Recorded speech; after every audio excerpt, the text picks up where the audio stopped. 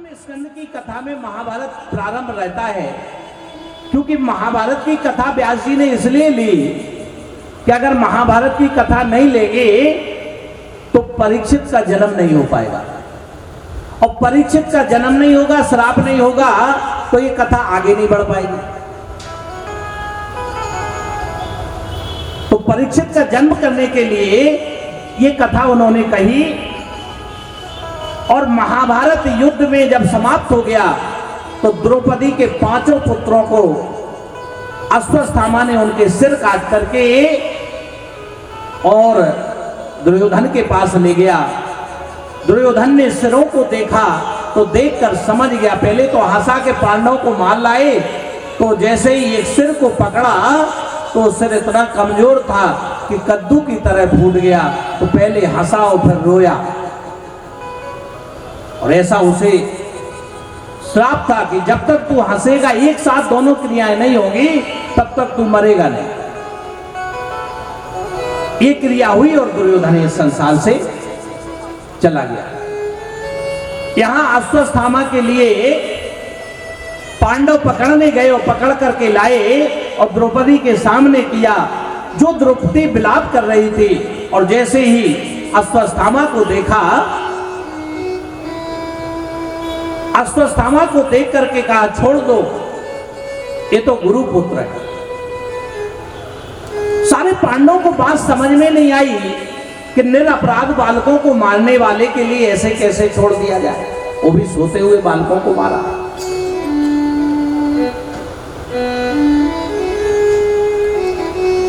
रुदन कर रही है, तब भीम ने भगवान श्री कृष्ण से पूछा, महाराज कोई उपाय आप ही बताइए, इसको बिना दंड करके छोड़ना उचित नहीं है। भगवान श्री कृष्ण बोले कि ऐसा करिए कि इसको दंड भी मिल जाए और इसका अपमान नहीं हो। बोले ऐसे कैसे हो सकता है? द्रौपदी बोले इसको छोड़ दो, क्योंकि मैंने पुत्रों का कष्ट सहा है। एक मां थी, और द्रौपदी साधारण थोड़ी थी। 5 कन्याओं में द्रौपदी का नाम आता है।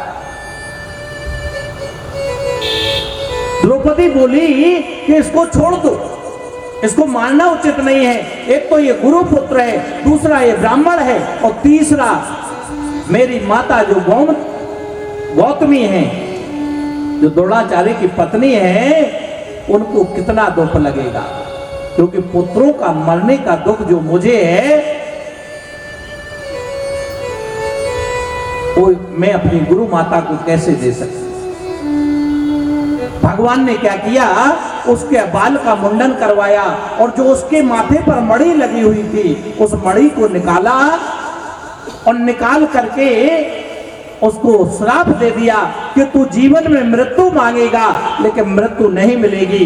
आज भी जो 8 लोग हैं वो चिरंजीव, उसमें एक अश्वत्थामा का नाम आता है। अश्वत्थामा मृत्यु को मांग रहा है, लेकिन मृत्यु नहीं मिल रही। भावार्थ कहने का मतलब है, कभी भी किसी निरपराध जीव की हत्या नहीं करनी चाहिए। वैसे हत्या किसी की नहीं करना चाहिए।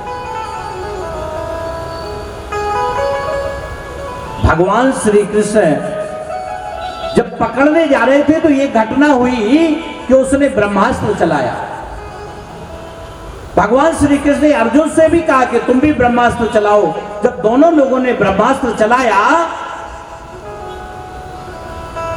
तो अर्जुन तो लौटाना जानता था। ब्रह्मा जी ने कहा कि इन दोनों अस्त्रों से संसार का विनाश हो जाएगा। अगर आपके पास कोई शक्ति आ जाए, ध्यान देना, अगर आपके पास धन आ जाए, विद्या आ जाए, बल आ जाए, तो इसका क्या करना चाहिए? क्योंकि नीति सूत्र में बहुत अच्छा श्लोक दिया है कि विद्या विवादाय धनम मदाय शक्ति परेशाय परपीडनाय। विद्या विवादाय धनम मदाय, विद्या विवाद के लिए नहीं है, धन मद के लिए नहीं है, और शक्ति किसी को परेशान करने के लिए। ईश्वर की कृपा है कि आपको विद्या मिली है, लोगों का कल्याण करिए। ईश्वर की कृपा है आपको धन मिला है, लोगों का हित करिए। ईश्वर की कृपा है कि आपको बल मिला है, लोगों की मदद करिए, लेकिन इस का दुरुपयोग तुरंत व्यक्ति करने लगा। वही उसने किया। ब्रह्मा जी के कहने पर अर्जुन ने तो उसका अपना अस्त्र अपनी तरफ ले लिया, लेकिन अश्वत्थामा ने सोचा कि अभी उत्तरा के गर्भ में पांडव का वंश बचा हुआ है, इसलिए उसने क्या किया कि वंश को खत्म कर दें और उस ब्रह्मास्त्र का जो है मुख मोड़ दिया और जाकर के वो ब्रह्मास्त्र उत्तरा के गर्भ में जो भ्रूण पल रहा था उसको जलाने लगी, बिलखने लगी, चिल्लाने लगी। और चिल्लाती चिल्लाती उत्तरा भगवान केशव को बुलाने लगी, मैं गोविंद मेरी रक्षा करिए, मेरी रक्षा करिए, गोविंद मेरे प्राणों की रक्षा करिए, ये ब्रह्मास्त्र मुझे जला रहा है। बेटी तुम एक क्षण के लिए चिंता मत करो, थोड़ी देर में भगवान आए और अंगुष्ठ रूप में प्रवेश करके और उस भ्रूण की रक्षा की और उत्तरा को बचा लिया। क्योंकि जहां भगवान किसी को बचाना चाहे, दुनिया की कोई ताकत उसे मार नहीं सकती। भगवान की जहां कृपा होती है, इसलिए भगवान श्री कृष्ण ने उत्तरा के गर्भ में जो भ्रूण पल रहा था उसकी रक्षा की। भगवान जब महाभारत समाप्त हुआ तो भगवान बोले अब मुझे द्वारका जाना है, आप लोग मांगिए। किसी ने कुछ मांगा, किसी ने कुछ मांगा। द्रौपदी के पास आए, बोले सखी तुम मांगो। द्रौपदी कहती है मैं क्या मांगू आपसे, सारा कुछ तो दिया है। सबने सब कुछ मांगा और भगवान ने दिया, लेकिन जैसे ही कुंती के पास पहुंचे, बड़ा सुंदर प्रसंग लिखते हैं यहाँ पर। कुंती के पास भगवान पहुंचे तो कुंती से कहा बुआ आज तू भी मांग ले, क्योंकि तेरा ये भतीजा अब घर जा रहा है। कुंती तो जानती थी ये कौन है। कुंती ने अपना साड़ी का पल्लू लिया, बोले अगर कन्हैया मैं जानती हूं तू कौन है, तू मेरा भतीजा नहीं है, अगर तू देना चाहता है तो हे केशव संसार के सारे दुख मेरी झोली में डाल दे। विचार करिए, आज हम लोग बात बात पे भगवान से मांगने का क्रम लगाए हैं। मंदिर में जाएंगे तो 1.25 रुपए का प्रसाद चढ़ाएंगे, 125 का प्रसाद चढ़ाएंगे और 1.5 लाख की मांग रख देंगे। भाइयों बहनों माताओं, कुंती से सीख लीजिए। कुंती कहती है कि विपदा संतु न सस्वतत्र तत्र जगत गुरु भवतो दर्शनम यत्स्यादि पुनर्भवं दर्शनम। हे केशव अगर तुम देना चाहते हो, विपदा संतु न, मेरे जीवन में विपत्ति ही विपत्ति दे दीजिए। आज तो भगवान के नेत्रों से जल धारा बहने लगी। बोले बुआ तू ये क्या मांग रही है? जब तेरा जन्म हुआ तो पिता के यहाँ नहीं पली, दूसरे के यहाँ तुझे पालना मिला, तेरे जीवन में कष्ट ही कष्ट रहा, और अब जाकर के जब तेरा समय आया है तो तू दुख मांग रही है। आज तो तुझे राज्य मिला है, तू राज्य का सुख भोग। बोले नहीं नहीं कन्हैया, मेरे जीवन में जब तक दुख था तब तक तू था। हे कन्हैया जब मेरे जीवन में दुख था तो तू मेरे संग अंग संग लगा हुआ था, और आज जैसे ही मेरे जीवन में सांसारिक सुख आया तू मुझे छोड़ के जा रहा है। मुझे ऐसे सुख को लेकर क्या करेंगे? ऐसे सुख का मैं क्या करूंगी कि ऐसे सुख के लिए तो कहा है कि सुख के माथे सिर पड़े, जो हृदय हरि हृदय से जाए, और बलहारी वा दुख की जो पल पल नाम रटाए। कुंती कह रही है ऐसे सुख को लेकर क्या करेंगे जो हृदय से हरि जा रहा है। मुझे तो दुख दीजिए। विपदा नैव विपदा संपदौ नैव संपदा। विपत्ति को विपत्ति नहीं कहते, अगर भगवान साथ में है तो विपत्ति टल जाती है। वो विपत्ति विपत्ति नहीं है। जब तक मेरे जीवन में विपत्ति थी, जब तक हे कन्हैया तू मेरे साथ था, और आज जब मेरे जीवन में सुख आया तो मुझे छोड़ के जा रहा है। मुझे ऐसे राज्य का क्या करना, ऐसे धन का क्या करना कि जो तू मुझसे दूर जा रहा है। भाइयों बहनों माताओं ध्यान देना, व्यक्ति जीवन में सरल कब होता है? व्यक्ति जीवन में सरल तभी होता है जब उसके जीवन में दुख आए, क्योंकि अगर दुख नहीं आएगा तो सुख का अनुभव नहीं होगा।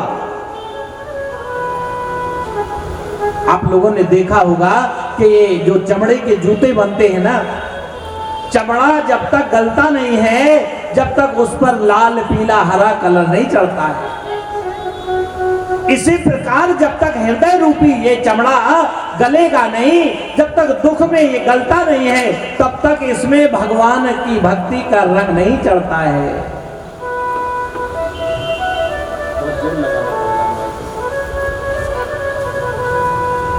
ये भगवान की भक्ति का इसमें रंग नहीं चढ़ता है।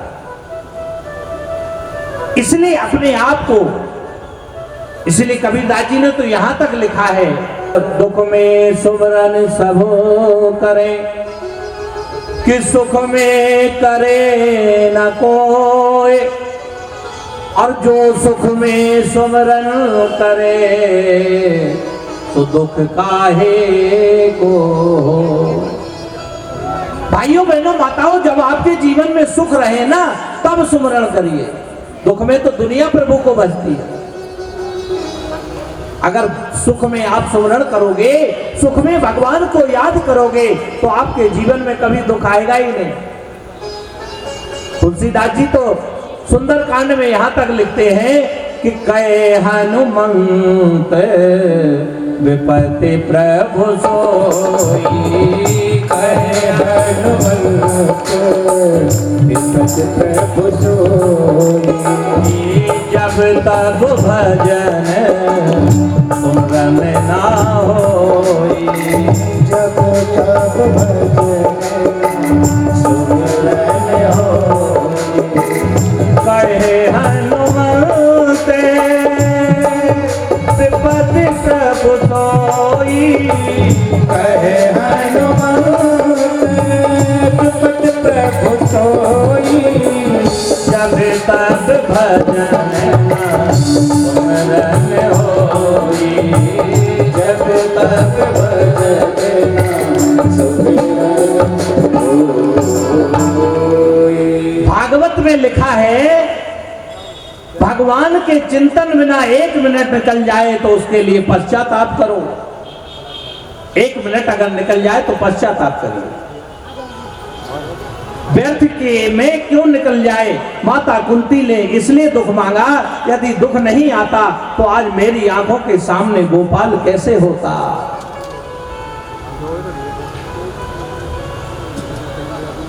कुंती के दुख को दूर करके बोले, बुआ तू रो मत, जिस वक्त भी तू पुकारेगी मैं तेरे सामने रहूंगा। ऐसा वरदान दे करके भगवान श्री कृष्ण वहां से जाते हैं।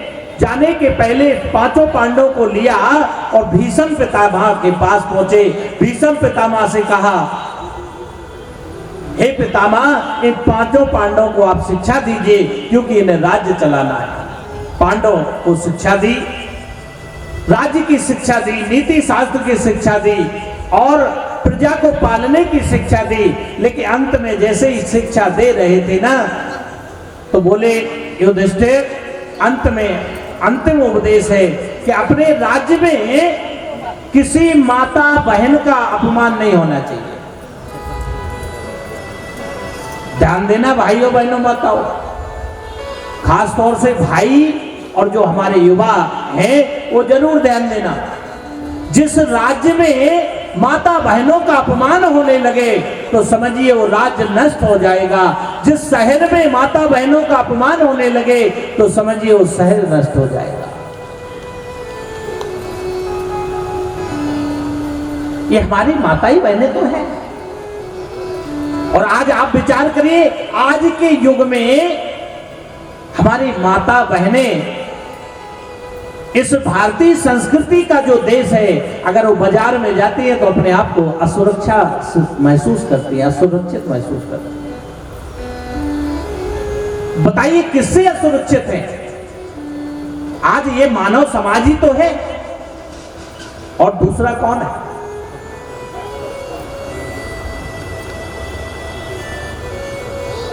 इसलिए भाइयों बहनों माताओं, भीष्म पितामह कह रहे बेटा कभी अपने राज्य में किसी माता बहन का अपमान नहीं होना चाहिए, क्योंकि जहां पर नारियों का सम्मान होता है वहां पर देवता लोग वास करते हैं।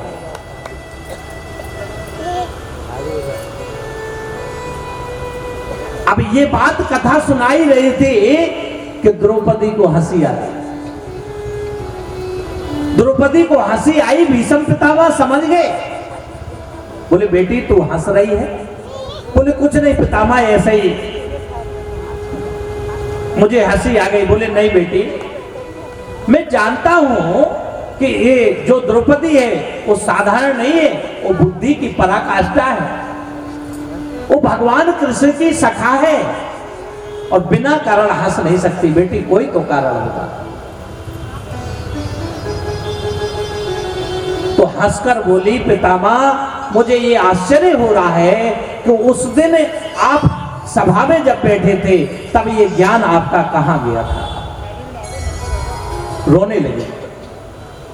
रोने लगे भीष्म पितामह। बोले बेटी तुझे मैं ये कहानी सुनाता हूं।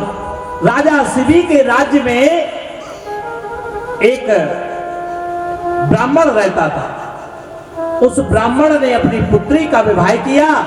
उसके पास कुछ सोना था, उसने सोना एक व्यापारी को दिया। उस व्यापारी को देकर कहा कि इसके जेवर बना देना।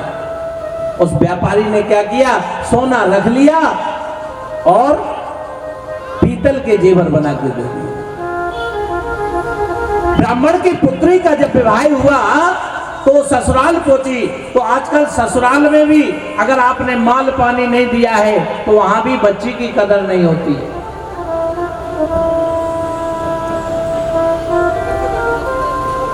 हम लोग कथाओं से सुनते तो हैं लेकिन विचार नहीं करते। क्या हमें इस पर विचार नहीं करना चाहिए कि जब हम बच्ची को देते हैं तब तो हमें लगता है कि ये दहेज बहुत बेकार है, और जब बच्चे की शादी करते हैं तो वहीं पर लगता है दहेज बहुत अच्छा है। जिस दिन से हमारे समाज में बहू और बेटी को एक माना जाएगा उस दिन से ये दहेज प्रथा समाप्त हो जाएगी। क्यों हमें प्रयास नहीं करना चाहिए? बोले वृंदावन बिहारी लाल की।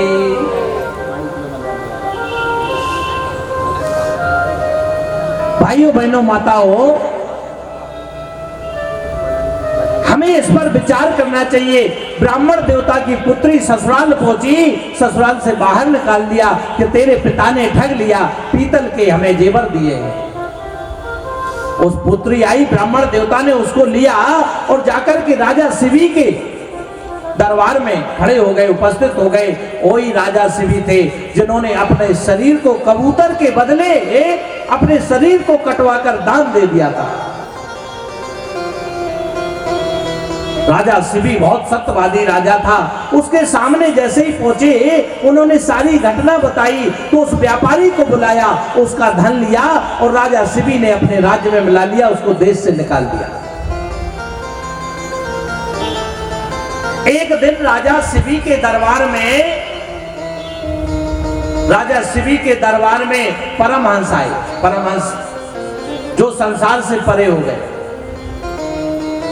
परमहंस आए। उन्होंने राजा शिवी के यहाँ पर भोजन किया और भोजन करने के पश्चात रानी का हार टंगा हुआ था, 9 लखा हार, उसको उठाया और परमहंस तो चले गए।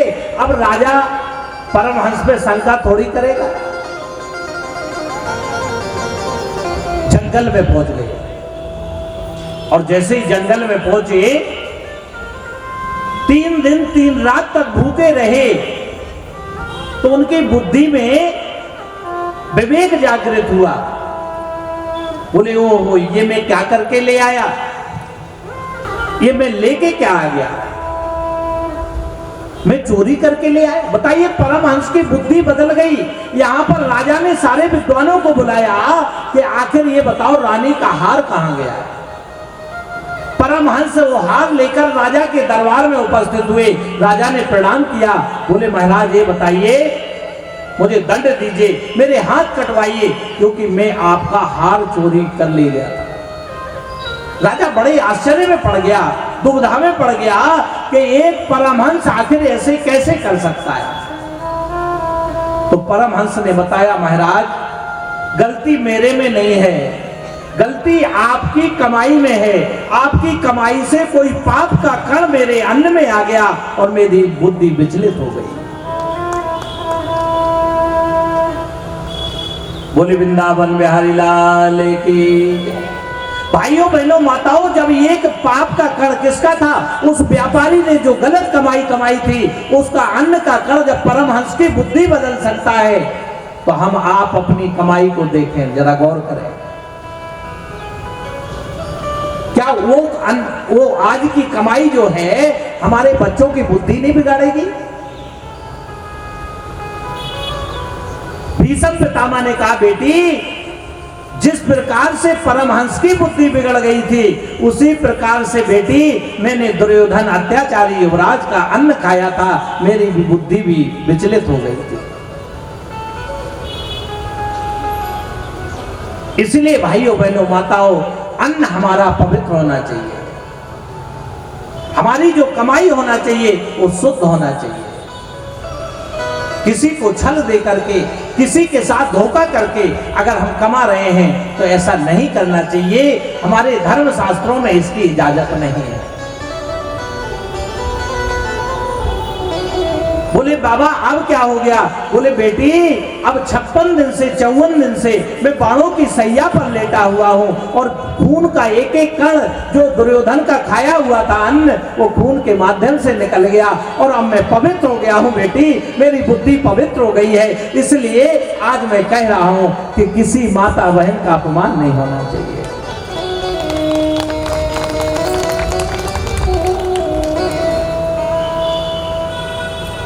भीष्म पितामह ने उपदेश दे करके कृष्ण भगवान से कहते, महाराज अब मेरा अंतिम समय है, अब मैं जाना चाहता हूं, नेत्रों से जल धारा बह रही है। भीष्म पितामह कह रहे, महाराज मेरे से अच्छी मुक्ति इस संसार में किसकी हो सकती है कि साक्षात ब्रह्म मेरे सामने खड़ा है और मेरे प्राण जाने वाले, अब तो मैं जाना चाहता हूं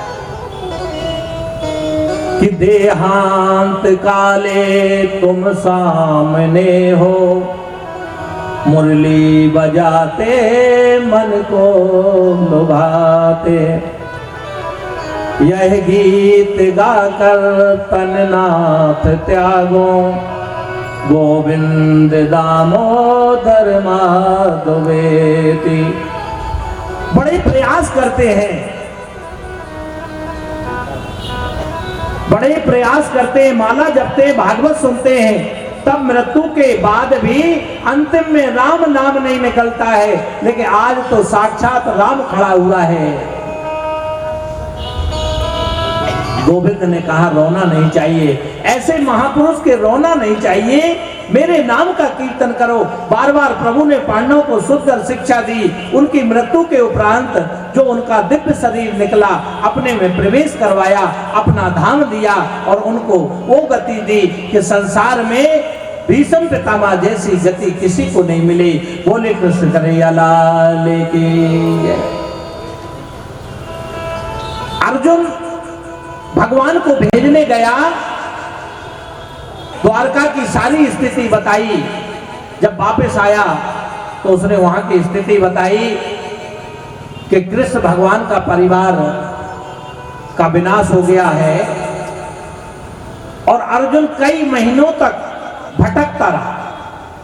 वही अर्जुन के बाणों का तेज निकल गया। जो अर्जुन अपने आप को संसार का धनुर्धर समझता था, लेकिन भगवान की कृपा हटी तो अर्जुन का कोई काम नहीं चल रहा है। विचार करिए, जिस भगवान की ताकत से अगर आज हम लोग बलशाली हैं तो समझिए भगवान की कृपा है। अर्जुन भगवान को छोड़कर आए, पांचों पांडवों ने स्वर्गारोहण की यात्रा की, सारे पांडव गल गए, केवल एक युधिष्ठिर ने स्वर्ग तक की यात्रा की